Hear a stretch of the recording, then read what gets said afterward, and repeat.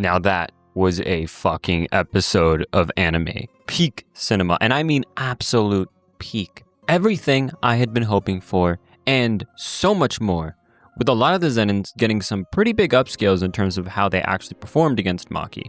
But let's get into what you are all really here for. How was this done in the manga, and what was changed in the anime adaptation? The episode starts with a new scene that wasn't in the manga of Maki walking onto the Zenin estate, which we of course see the opposite of when she leaves at the end of the episode. The scene of Naoya talking to Maki is pretty similar, dialogue-wise at least, but a few things were changed, like the piano in the manga is closed, but in the anime Naoya is actively playing with it. And I know he's doing this as a way to remind Maki about how he used to keep her under his foot, since he always saw her as someone far under him.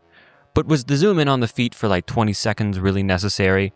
That's how you know this is a Gege approved episode, because only he would say that this much attention to feet is absolutely necessary to get the theme across. After that, Maki's talk with Megumi and her seeing her mother again was done pretty much the same as in the manga, but Maki's mother came off far more disturbing in the anime, and the addition of her having an actual voice instead of just text to go off of makes it way more clear she is more so warning Maki not to go down there instead of saying she doesn't belong, with her voice cracking and getting emotional as she tries to keep up the facade.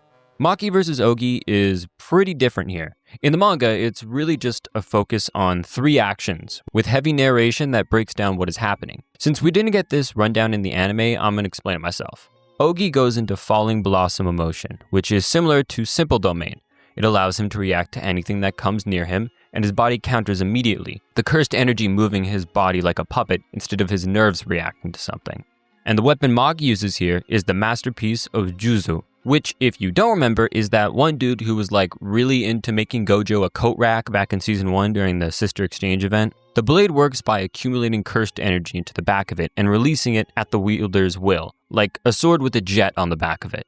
The actual exchange itself is just panel for panel what happened in the manga, with Ogi managing to win through using cursed energy to take the shape of his broken sword, which isn't his technique.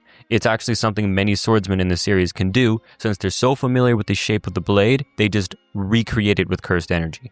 Ogi is even more of a piece of shit in the anime, because in the manga he just throws both of them down, but in the anime he kicks Mai, which...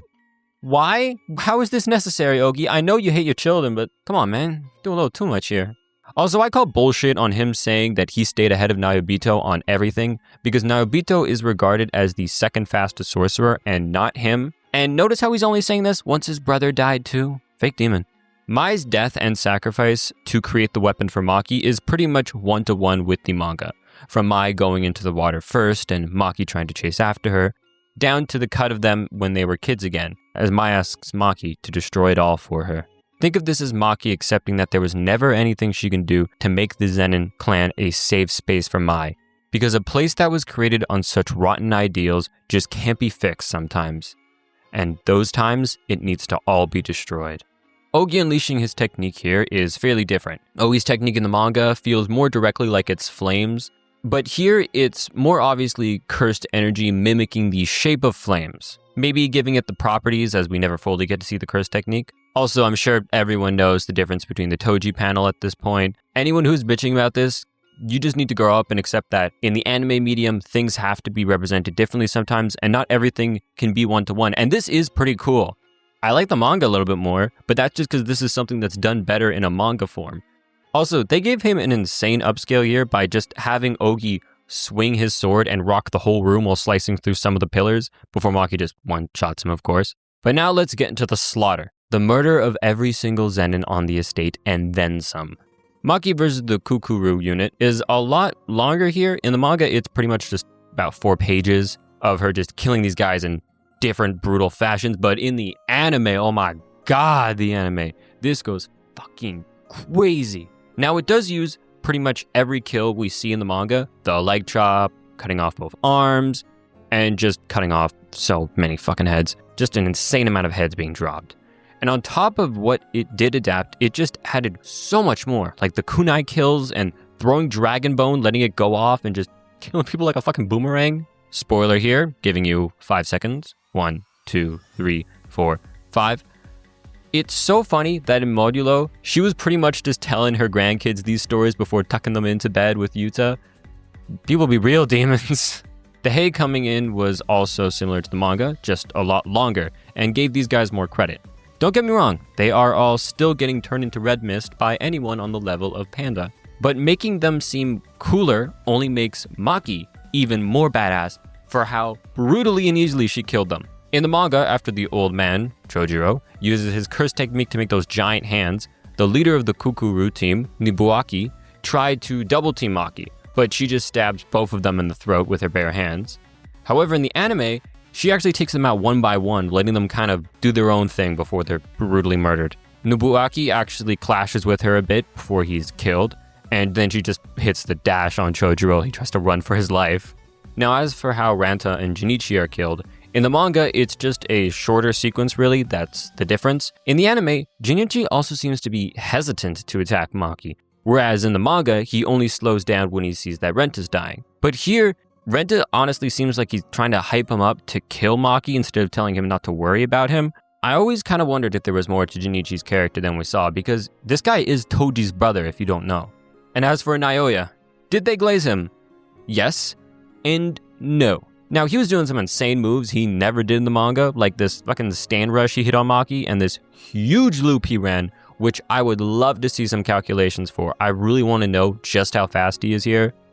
If you know what speed cap I'm talking about. In the manga, this fight is a lot more gritty, with them bashing through the mountainside and crushing the area as they fight. In the anime, it's like a more cinematic fight, feeling something more like a Dragon Ball fight than a kind of like, I guess there's lower tier fight. It just feels lower tier in the manga.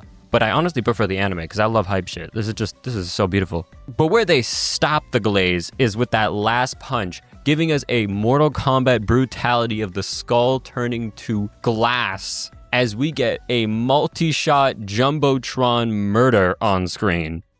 The walk Maki does around the estate is new as well, since in the manga we just get panels of the areas she had been in, showing us the bloodshed that occurred, obviously, but here we actually see Maki walking around, which is oddly creepy, just seeing someone walk casually so by all the blood and bodies.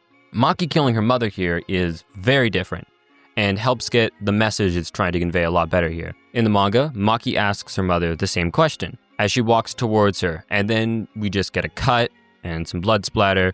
Here it feels a lot more like something that shouldn't have happened in a way.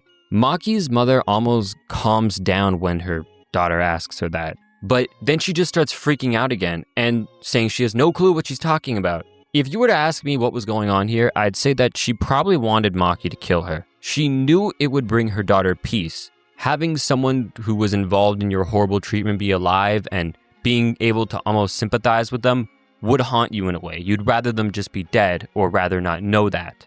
She also just probably wanted to die because she had lived such a horrible life. I mean, look at her husband and her relatives. Look how awful they treated her. But she still got that kill on Naoya the same way though. Put a smile on my face watching that bum get what was coming.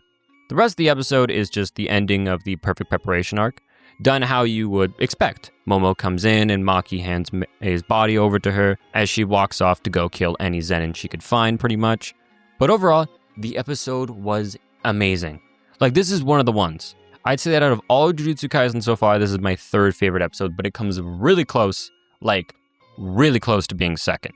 I really like how it approached adapting the manga with it extending fights to make Maki just seem that much cooler. But honestly, I'd really like your guys' opinions on the comments below. Let me know what you thought of the adaptation, what parts you liked, what parts you think could have been done a little differently. If you enjoyed, please consider subscribing because I'm trying to hit 10K by my channel's second anniversary and we're just like a dozen away from 3K. By next video, please, I really want to have like a little 3K celebration, so please. Next episode is looking like it's going to be about Panda and Akari, so I'll see you all there then for the breakdown. Bye.